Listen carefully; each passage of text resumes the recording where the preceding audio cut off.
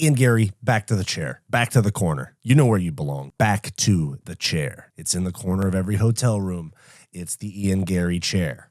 All right. Impression of Darren Till laughing at Ian Garry so hard that he tears his ACL. Oh, haha, mate, you're being cooked so fucking bad, mate.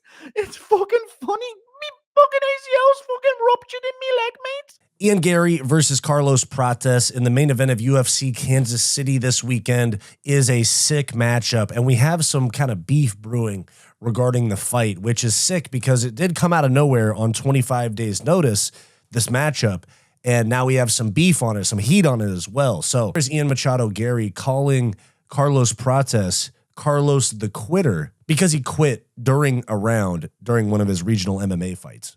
Here, look at this. This is a video of Carlos Prates and his true fighting spirit. It's called being a quitter. He'd just been beaten up all the rounds prior, puts his hand up, shakes his head, says, I'm done, and then just drops on the ground in absolute despair because he knows that deep down, he's not a fighter. Now, Carlos Prates had a response to this. But before we get to Carlos Prates' response, do I need to remind anybody, Ian Garry is Charles Oliveira's teammate, the most notorious quitter in the UFC for the first 8 years of his career? And we saw how Charles Oliveira's career turned out. How do you train in the same room as Charles Oliveira, glaze him for coming back from being such a quitter and developing all the different things that Ian Garry has said he's learned from Charles Oliveira? How do you take all of that and flip it on your how do you take all of that and flip it on your opponent as an insult? It's really interesting that you idolize your teammate for that, but then you're talking about it in a negative way towards your next opponent. Given your shared gym with Charles Oliveira, you would understand that sometimes that killer instinct, that resilience through tough fights can be developed in the way that it did with Charles Oliveira.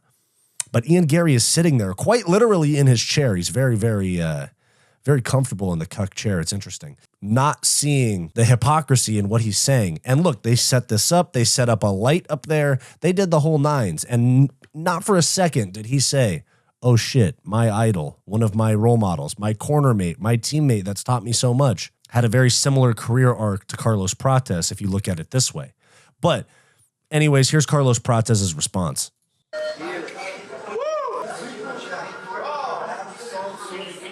Estamos aqui treinando, ó. Ian Garry. Tá na internet falando merda. Tá com muito tempo livre. Tô aqui treinando. Pro dia 26. Enchendo de murro na boca. Depois ele vai ficar falando que não teve tempo pra treinar. Porque tava na internet falando merda. Arrombado. Pretty sick response from Carlos Prates, I'm not going to lie. This is all coming when Ian Garry was just starting to get back on my good side. You know, he had been one of the most hated fighters in the UFC for the last 2 or so years. But you know, short notice fight against Shavkat Rakhmonov. Couple other things where I was like, okay, he's redeeming himself. But now here he is hating on one of my favorite fighters in a very, very hypocritical way. It's annoying how hypocritical this is. And also bitching and moaning about not getting a title shot despite coming off of a loss. This is his response to getting passed up for a title shot against Belal Muhammad. Not even get a call I felt was disrespectful. And then I was seething, just seething when I found out that they're going to give it to a guy who's been injured and hasn't fought in a year. So for me, it was more just a respect thing. I know what Jack has done and I know what Jack can do in this division. It's not against Jack per se, but the guy hasn't competed or fought in a year and has been battling an injury. I would have been less annoyed if they've given it to Joaquin Buckley. Does that make sense? Because he's been active, he's been competing, and he's been winning. This is just so entitled from Ian Garry to go, I would have been less offended. They don't give a shit, dude. The UFC, Hunter Campbell, Dana White, they don't give a shit what you think, dude. They don't care how disrespected you feel. What are you going to go? Go ask for a release and go fight in PFL? Like I get it. Joaquin Buckley, especially after multiple wins in 2024, and finishing Colby Covington and KOing Wonderboy, very deserving compared to a Jack Della Maddalena who's been out for over a year since beating Gilbert Burns, but definitely not Ian Garry. And him getting offended about not getting the call coming off of a loss. I mean, Jesus Christ, how entitled are you, bro? What kind of weird shit is your wife putting in your head? So it's more that thing of like, irritate me that I didn't even get the respect of a. What's even more annoying is I'm looking at it right here. We kind of look related, which stinks. But Ian Garry going up against Carlos Prates seems to have his mind everywhere but on the fight. He's talking about Prates' regional fights. He's talking about the title shot he didn't get. It's like, dude, you're fighting 2 weeks before this pay-per-view, 3 weeks before this pay-per-view where the welterweight belt is on the line. You could be getting a title shot off of a win over Carlos Prates. Shut the fuck up and lock in. Now, in regards to the actual fight, I am super pumped for it, okay? I think that it's going to be a sick matchup on the feet. As soon as Carlos Prates starts stalking Ian Garry, we're going to get some takedown attempts. Let's not forget he beat Michael Venom Page in one of the only fights in UFC history, or maybe the only in the modern era, that went the full distance. The winner did not land a single significant strike on the feet. So I could see this turn into another grapple fest by Ian Garry where, you know, oh, my game plan, blah, blah, blah, all that stuff. But what I think is going to happen is Ian Garry, who has been very gun shy in recent fights, he beat Jeff Neal kind of controversially, in my opinion, backing up the entire time. He was not very aggressive against Shavkat. He had some moments, I'm not going to lie. But overall, he's too much of a back foot fighter. And Carlos Prates has that stalking style where he plods forward in some ways and covers a lot of ground. His left hand is real long. And, you know, Ian Garry got dropped by Song Kanong.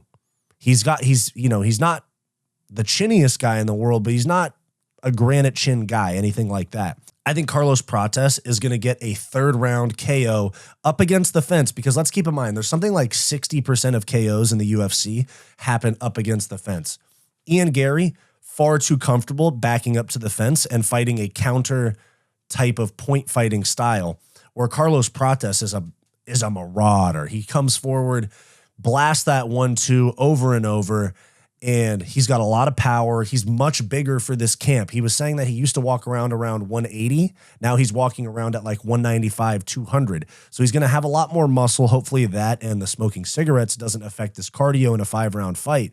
But when he fought Lee the Leech in Australia, he absolutely did not gas. That fight was a hard pace, and it went late into the second round, and he pushed hard, okay, and got a very impressive finish there. I could see a similar fight against Ian Garry, where Ian Garry gets too comfortable thinking that he's going to land some big 1-2 while he's backed up to the fence in a counter type of style. He's going to get blasted with a straight left from Prates, and he's going to headbutt the floor. So that's my official prediction for this fight. Carlos Prates, third round KO via cross, left hand, all right? So let me know what your thoughts on the fight are.